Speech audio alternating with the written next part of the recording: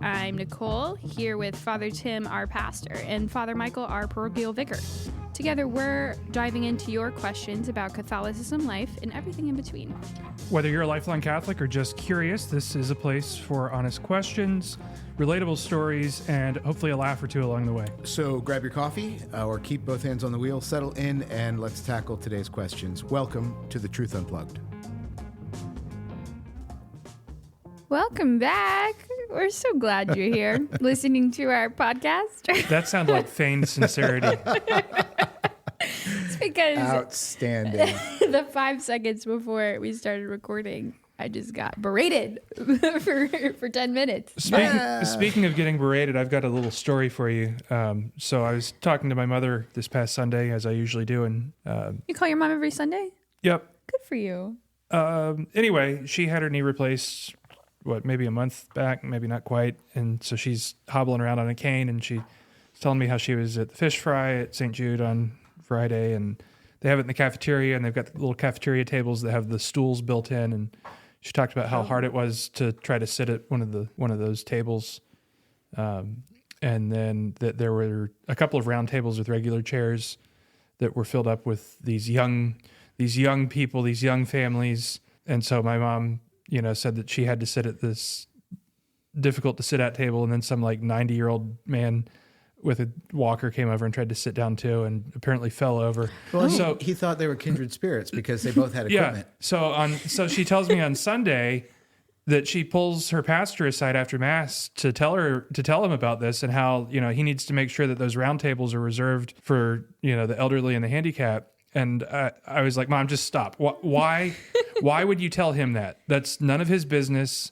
He's too far removed from that. If you have that complaint, you make it directly to the Knights of Columbus. And she's like, no, well, it's not the Knights of Columbus, it's the men's club. I said, Mom, no priest wants someone coming up and complaining to them about something after Mass, especially about how you couldn't sit down because of the equipment.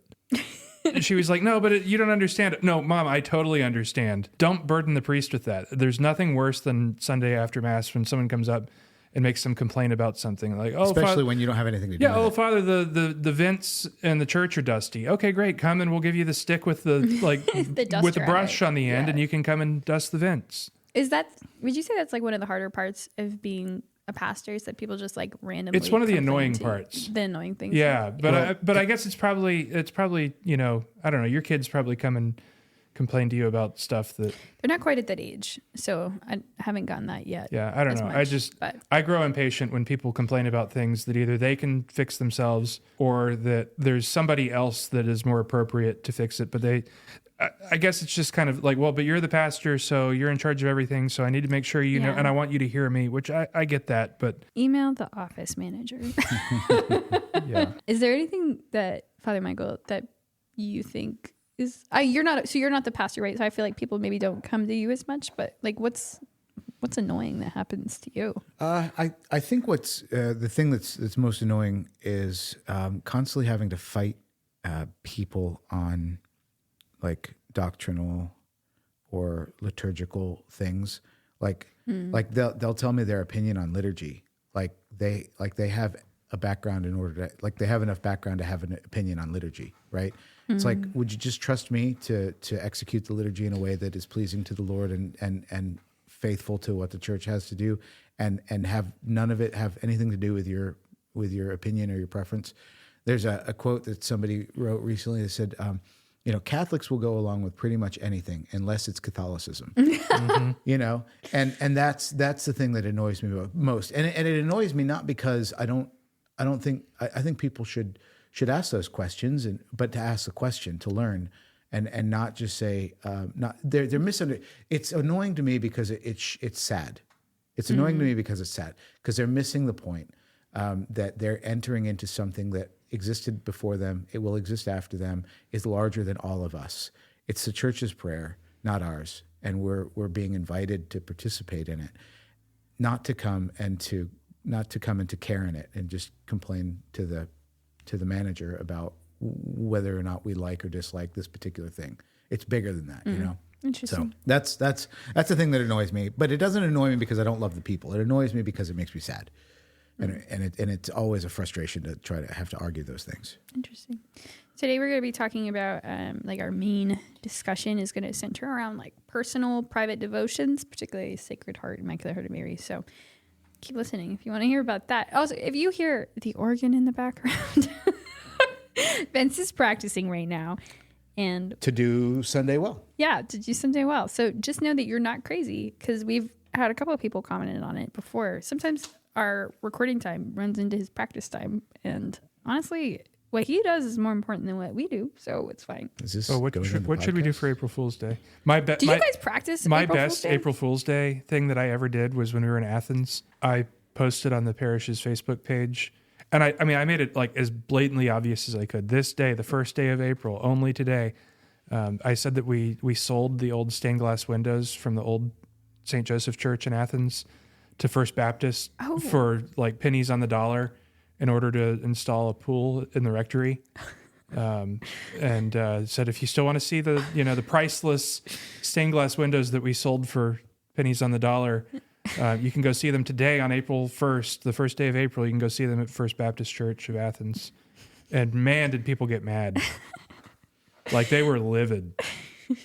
When Father Paul told me, he's like, you have to issue an apology for that. I was like, no, they're stupid. It's April Fools. When the radio broadcast, the fiction radio broadcast of War of the Worlds was released in England when they were airing it, because I think it was a multi-episode radio show.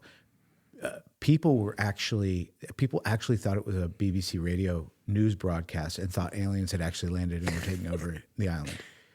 Like people will believe anything. Isn't that true though of the United Kingdom, that aliens have landed? Were taken over by aliens. Yeah, it's certainly France. That's the case. Do you have any feelings about April Fool's Day? Do you like it? I have zero interest in April Fool's Day, particularly. Yeah, no. I used to love it as a small kid. Yeah, I'm not gonna always Adrian do it. I'm not always gonna do something, but if a situation presents itself, but see, it doesn't have to be April Fool's for me to do that. If there's a situation in which I can troll somebody, I'm gonna do it. That's kind of my idea. I don't need one day. It's like Mother's Day. I hate Mother's Day. Why? Because I love my mom so much. I don't need want one day to love your mom. I don't need some commercial culture telling me to spend money on their Chinese baubles in order to tell my mom this one day that I love her. That is such a man response. Like I said, I call my mom every Sunday. Then on Mother's Day, it's like, is it more special that I call her? No, you give her a nice letter. Give her a plant. And so clean the house. My point, I don't need anybody telling me today is the day to play jokes on people. If the occasion presents itself, I'll play a joke on somebody. Okay, that's fair. How's Lent going? Great. We're almost done, right? Yeah, it's Latare Sunday, this coming Sunday. Oh, where you guys wear pink. So this is my favorite Rose. joke. I'll Is this one of the annoying this things? This is one of the annoying things as a priest. The problem is I can't really argue about it because we do actually wear pink. 5 or 10s is really close to like salmon. No, it's bubblegum Barbie pink. It's like hot pink. You really picked a pinky pink. Well, as I have been trying to explain to Father Michael here, the word in other languages for this is why I don't get it because is rose. So like in Spanish, it's rosa, rosada. Yeah, but what does that color actually look like? It looks like a rose. A rose is red. Una You say a rose. I think red. No, that's a red rose. Yeah. A rose is rose color. Rose is rose colored. Like cheeks are rosy. Does your face turn red? No. Because mine turns pink. Some people's turn red. Some people's turn pink. Father but Tim's it's not now is pink. It's not like bubblegum. It's not like bubblegum pink though. It's like a deep. You know why it turns pink? From the blood. You know what color blood is when you see it? Blue. No, when you see it, it's red. I can see my blue blood through my skin right now. Look, rose needs to be a hue of red. It needs to be a hue of red. It needs to be a light. Rose is just color theory? Rose is just white and violet red. mixed together to make the violet not as purple. Rose is white and red mixed together. Yeah, see, it's got to be a derivation of red, not bubblegum. Pink is in color theory. Pink is like a a designation of the saturation of red. That's it. I'm dropping the mic. There you go. I win. Rose is supposed to be a soft, subtle, gentle, Why are you loving, looking at me joyful so color of confused red. right You said now? that because you basically just said that pink is a version of red. Yeah, I know. I know that I just proved Father Michael's point, but in color theory, that's how it works. No, there was no point proven. You said pink is okay. I am 100% validated. I am not wearing bubblegum pink this Sunday. I am It's wearing Vineyard violet. Vines. It's Vineyard Vines. Vineyard vines. Color. Until we get a rose vestment, I'm wearing violet for Laetare and Gaudete Sundays. What is the point of Laetare Sunday? It's to be Joyful? It's To rejoice. sort of recover, to get out from the burden, under the burden of the penance that we've been doing. I've always wondered about this because Sunday is a day of resurrection anyway, like Yeah. throughout Lent. So, like, what's the point of having it? It's just a reminder that we're almost to the end and that we should rejoice because the resurrection is being celebrated and will be celebrated at Easter. And it's just like the church even says you can have, some simple decorations of flowers, roses, which will have roses that are colored rose that match my vestment.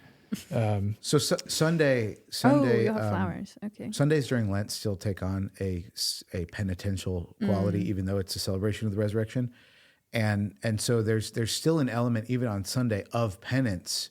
Now we've had a conversation about lightening the penance or doing the thing that you gave up for Lent on a Sunday. But Lent is supposed to have a penitential tone and quality, even over and above your own particular penances that you're doing. So to lift that sort of theme of penance for a day to sort of come up for air is important, because the church is saying, look, as Christians, it's important that we do penance once in a while, but we should never lose sight of the fact that Jesus is won. Jesus is the victor. We've won in him. The bridegroom, while he's taken away, and so we do penance, he's never really left us. All of that is kind of wrapped up into the Laetare Sunday. Interesting. Yeah, so in addition to being able to have flowers, also the organ's able to be played a little bit more. During Lent, most people don't know this, but during Lent, the church says let's kind of simplify things, so the organ should only be used to accompany singing. That's why at the 10:30 Mass, for instance, while the priest is incensing the altar and the music finishes, then the organ stops and the incensation is carried out the rest of the way in silence, because we're highlighting that penitential nature of the season. That is such a fun fact. Is that the one? Oh my gosh, are we actually doing that? I think it's funny. Sorry, folks. We're actually doing this lame thing. I think it's funny. All right, let's talk about our main question.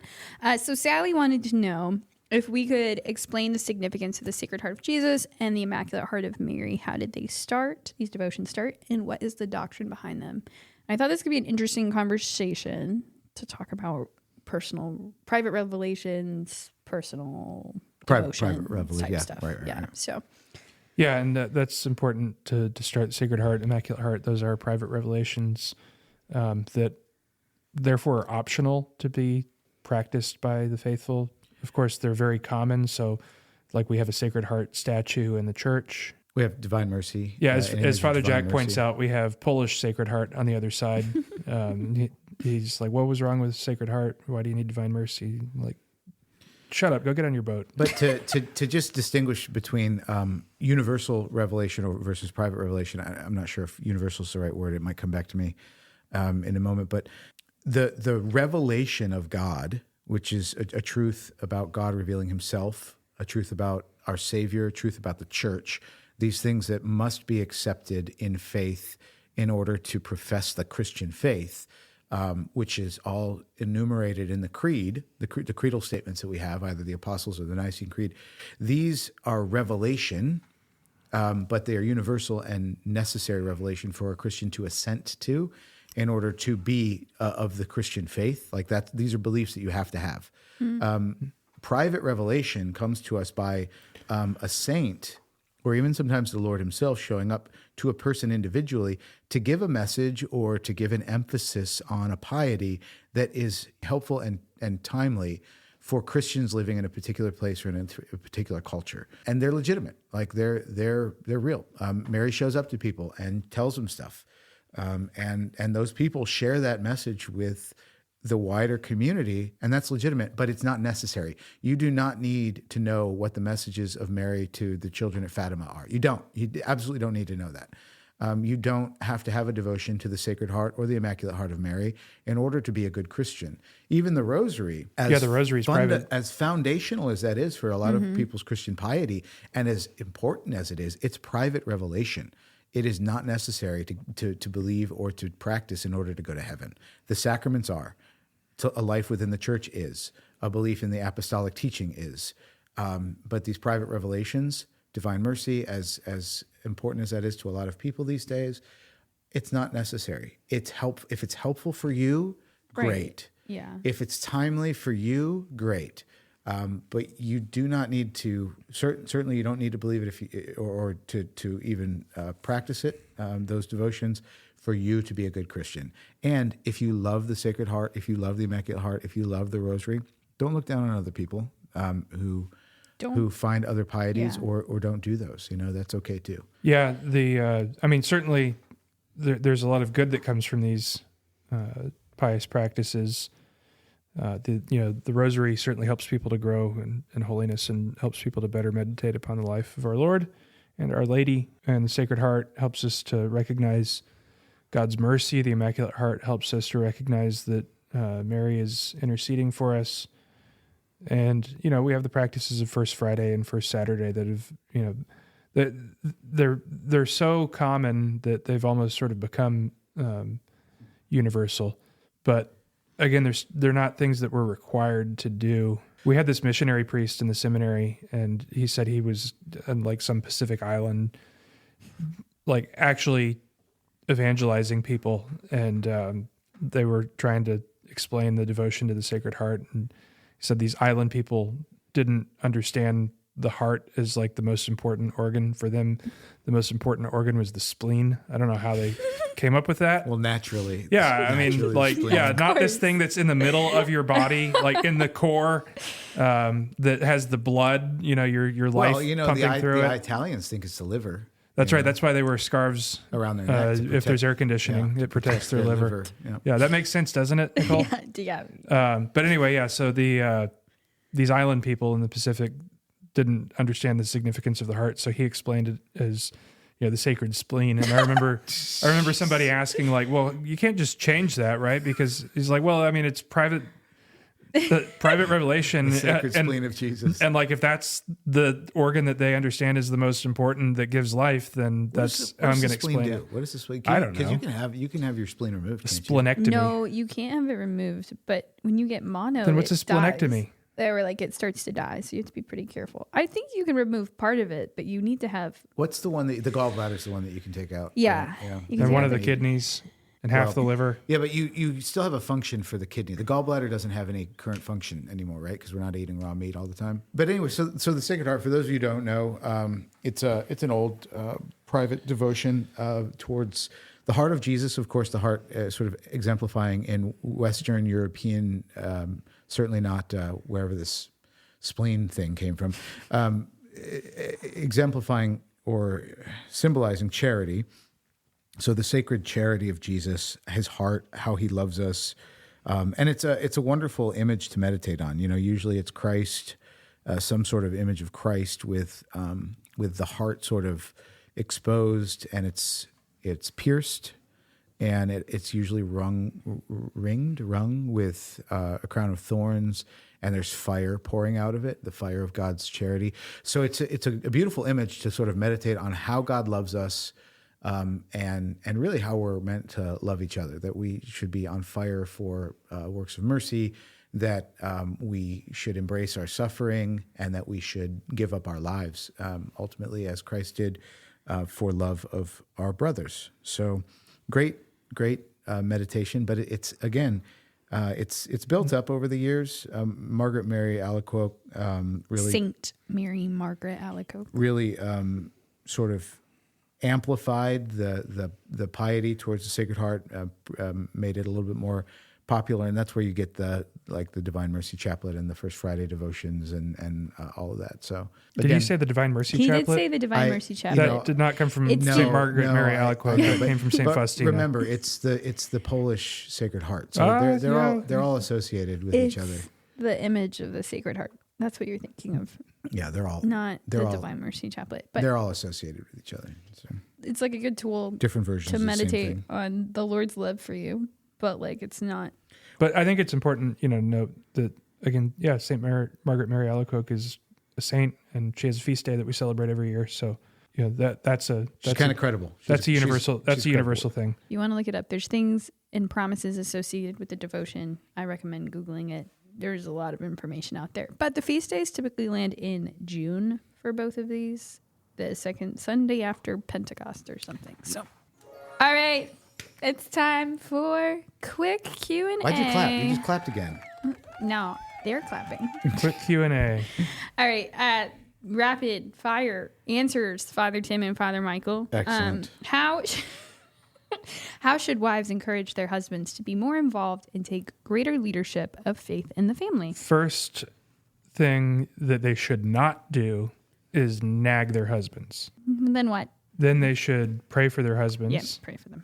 They should encourage and support their husband to actually live the faith.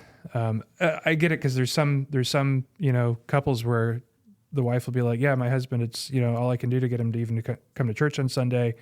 He doesn't think it's important. Therefore, the kids don't think it's important.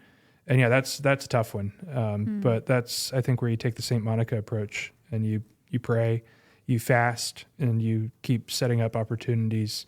It's important to remember that the church does not impose; she proposes, and we have to do the same to be able to propose a way of holiness for one's husband. You have a husband? Well, the women folk. Oh, Yeah. Okay. That's weird.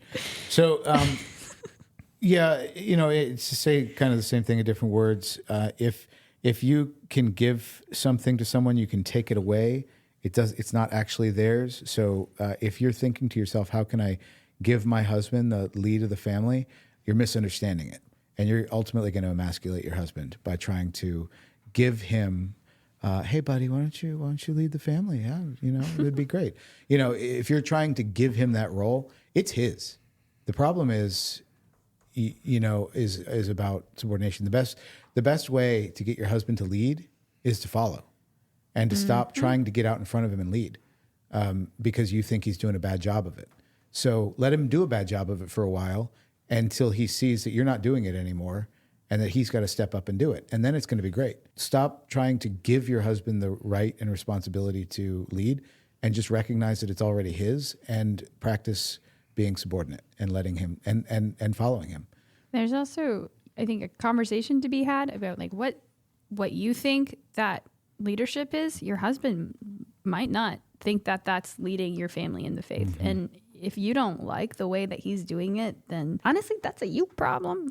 You got to work on the subordination aspect of that for sure. Like I've had that conversation with my husband many times, and it's because I think it should be lived one way, and he sees his role as the leader and husband, in our family, to do it in a particular way. And I've had to grow a lot in allowing it. Sounds wrong, but allowing him to lead the way that he feels called to lead, and not the way that necessarily I want him to. So. Accepting his leadership the way he wants to lead, not allowing it as if you're letting him do it. But and that sounds a little misogynistic or whatever. It's like, oh, that doesn't sound misogynistic. You're just the woman, be subordinate. But remember the question. The question is how do I encourage my husband to be the leader that my family needs him to be? On to the next question. All right. What do you think we can say to people who used to practice the Catholic faith when they were young, who claim that the Vatican is full of secrets and conspiracies,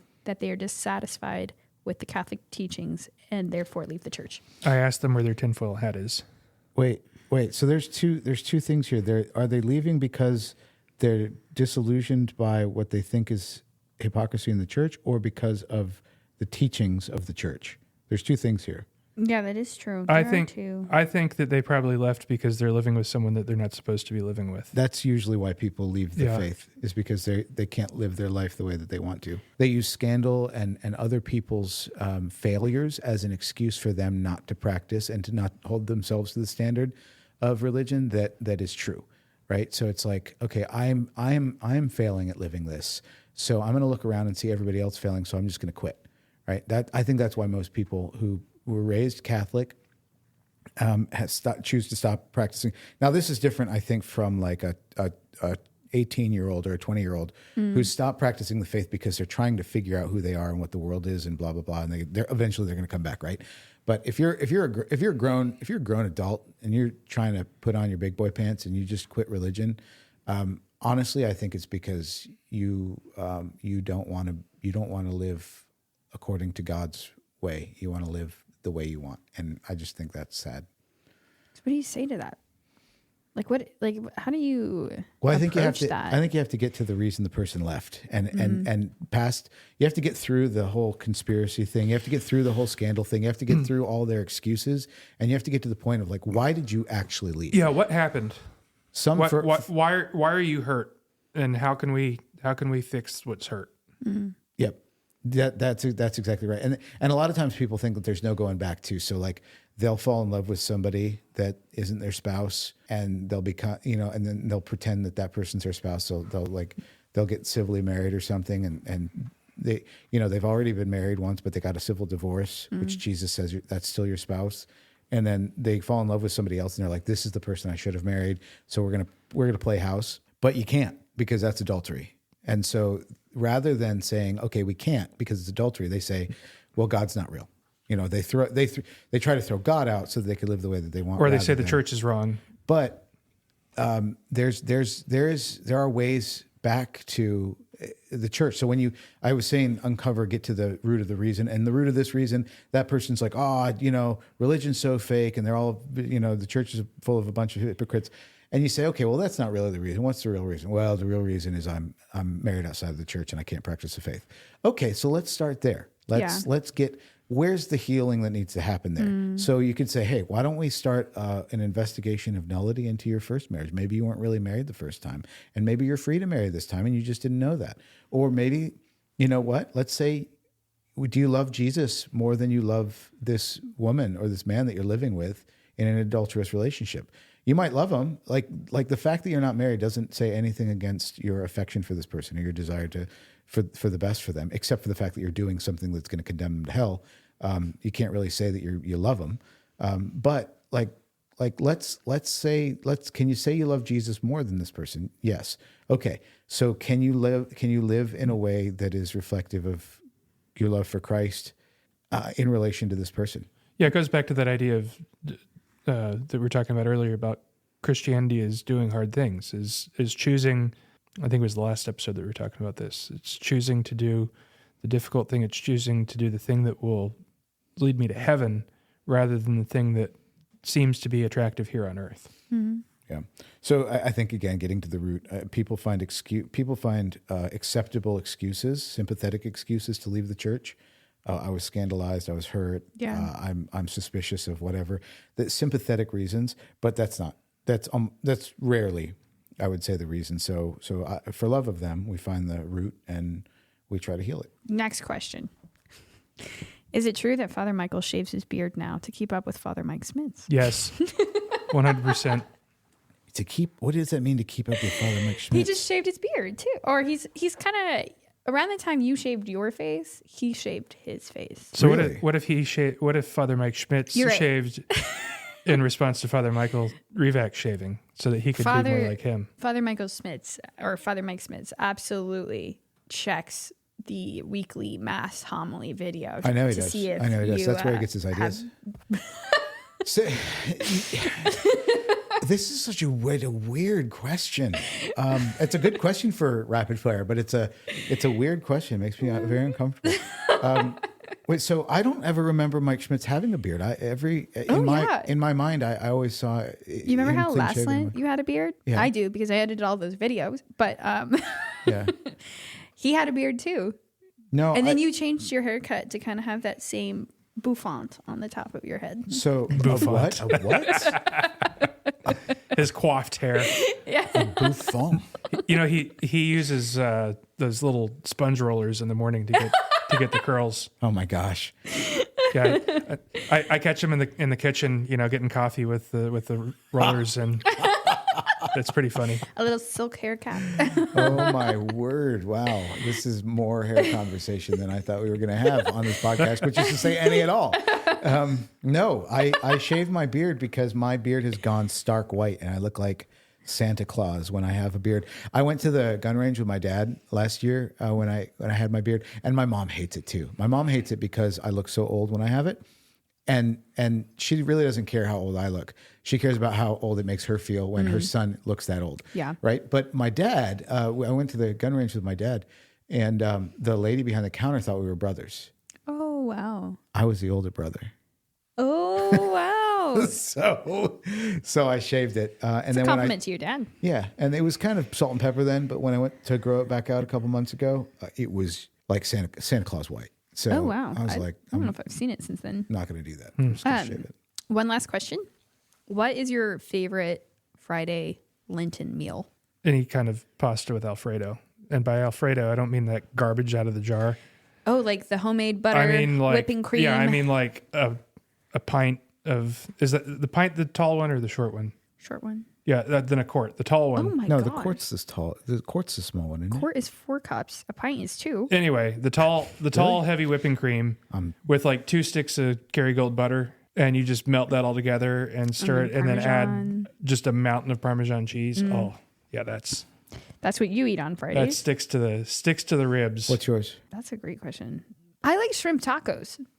Oh. Yeah, just like you get some mango salsa on there, get it cooked with a little bit of like a fiery, zesty sauce, maybe make a little avocado lime dressing. So you prefer to remove all the penance from your Friday meals, then, right?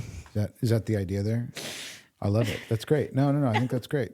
Good for our Stella people to just hear is that. really into shrimp, so I'm trying to make his Stella mini. is a shrimp, She calls them scrimp. Scrimps, yeah. like Bubba Gump. Ugh, I want some scrimp. What's yours?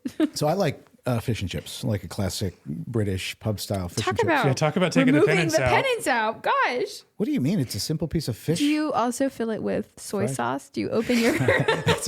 That's a fair question, but no, I do not. I do not fill it with. But that's definitely my favorite. Do you put vinegar on your fish and chips? I do. Like a good Lemon on the fish. Hungarian man. Lemon on the fish and malt vinegar on the fries. So there you go. If you need a meal rec for tomorrow, you've got it. Or go to the fish fry. You know, whatever you want. Yeah, one thing. Here we go. Do either of you have one? That's the thing. I have one. My one thing this week is the rosary. How are you going to link that? I'm gonna link Hallow because I love Hallow so much. It's just So your one thing's really the Hallow. I feel That like I've prays made for it. you? Well, So you don't have to pray? it just helps me because I have a brain that doesn't focus. So and I can also pick how long I want the rosary to be. So you can make it anywhere from 15 Little to old 30 church minutes lady long. or Fulton Sheen? 15 to 30 minutes. And that's much better than I used to use Bishop Barron's Spotify podcast thing for the rosary, but then sometimes you have to put his voice on 1.5 speed and it doesn't feel like praying. But So here's a question for debate. If you're listening to somebody else pray, are you actually praying? I pray Are all you of praying the prayers out Are loud. you praying the thing? Well, okay, fair. And I wasn't trying to challenge you on that. But You were. No, I wasn't. But there are a lot of people who are like, oh yeah, I listen to the rosary, on the way into work or whatever. And I'm just thinking, or they'll say they pray the rosary because they put the podcast on or whatever. And it's like, they're just listening to it. If you're listening to somebody else pray, are you actually praying the prayer? I don't think you are. Well, what do you do when you come to Mass? You're actually doing the Mass, like you're participating in the Mass. You're not just listening to the priest say Mass. Yeah, but you're not saying the words. Would you say You're that saying a lot of words. that listening to the mass on like the radio is the same as going to No, mass? of course not. No. See, that's So that's the difference. I think if you just like absorb the mass, the rosary, and you're not saying any words or like praying in your head, that's not praying. yeah. That doesn't. Yeah, exactly. I like it because it helps me keep track of where I am Yeah. Doesn't the rosary do that? Well, I can't always hold the rosary while I'm driving. Right. So this is the thing, right? The rosary is a meditative prayer. You shouldn't really be meditating while you're driving. Oh, I love meditating while I'm driving. You should be attentive. I keep my eyes open. Yeah, you should be paying attention to driving. So I'm not saying don't pray the rosary in the car, but I am saying we should not be trying to like fit prayer in because we got nothing else that we can do in this moment, and I've got to do this other thing. We should actually carve out prime time in our days and in our lives to actually do the prayer ourselves.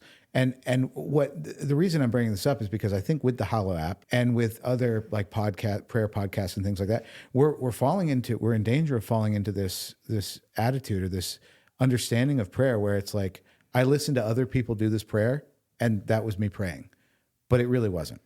Well, I think then similarly to what you said about the Mass is that if at the Mass while the priest is praying his prayer, we're praying along with him. I think if you're using Hallow as an aid and you're listening to Jonathan Rumi praying and you're praying along with him. Yes. But that's Nicole's point, that she's saying the prayers. She's saying the prayers out loud while they're being prayed. So she's actually praying, right? And you're not praying with that person because that person's done praying. They've prayed, days earlier or whatever. But it is, you are doing the prayer over top of that audio. But if you're just listening to that audio, it's not praying. Yeah, or your mind's somewhere else or whatever else. It's one thing to be distracted when you are actually praying. It's another thing to be distracted when you are listening to somebody else pray. You're very far from prayer at that point, Father Tim, what's your one thing? Actually, Father Michael, what's your one thing? So my one thing, last week I plugged a tool. This week I am going to plug a resource for getting wood. And it's not Home Depot or Lowe's, which are terrible places to get anything other than like a pine 2x4. But Peach State Lumber. Oh. It's down in Kennesaw. Yeah. And they have a fantastic array of everything from very common woods that you can get rough cut and you mill it down yourself, or you can get 3 sides of a board done, or everything from like exotic woods and huge slabs. And so if you actually want to build something out of wood and you don't want to use some sort of pressure-treated, water-soaked pine 2x4 from Home Depot, Peach State Lumber is the place for you to go and get your stuff. Father Tim? My one thing are my Allen Edmond loafers that I've started wearing again. For a while, I was wearing these shoes from San Antonio shoes. They were like old people orthopedic. Yes. They had Velcro. They didn't have Velcro. They were slip-ons, but they had like a solid sole. They didn't have like a heel, and they've pretty much fallen apart. And I went to that shoe place over by Five Guys and bought a pair of shoes there that are lace up, and I haven't worn lace up shoes in forever, and tried lazy, and they were lazy. They were like scraping my heel weird, so I haven't worn them. So I went to my Allen Edmonds that I've had for about 10 years that I used to not like to wear regularly because they're hard and they kind of hurt my feet. But now that I've been wearing them for a few weeks straight. All right. Well, I'll try to link that. We'll see if I can find it, but it's important to have good footwear. No, but gentlemen, when you come into your own, a nice pair of sort of lifelong leather shoes, a good watch, a good saw, a wallet, high quality lumber, a wallet, yeah, like get these things that are essential to sort of the classic man. All right. If you want to check any of that out, it's in the show notes. Thank you guys for listening. If you have any more questions, we would love to hear them. Send them our way by texting us at a question at the link in our show notes, or you can email them to us at podcast@stclaracc.org. Maybe we'll answer them in an upcoming episode. We're kind of reaching close to the end of our season 1 here, so get those questions in. Folks, this is such a ridiculous show. So if you have been listening to us this whole time and loving it and sharing it, don't forget to follow and subscribe. And if you haven't been sharing it, if you're just sitting there and you're like, yeah, I listen to it all the time and I love it and I laugh along with you guys, and you're not sharing it, man, share it. You're not doing your friends a favor. Send it to a friend. Send it to a friend. The Truth Unplugged, anywhere you get your podcasts. And if you like today's episode in particular, give us a 5-star rating. And we will see and hear from you next week. Bye.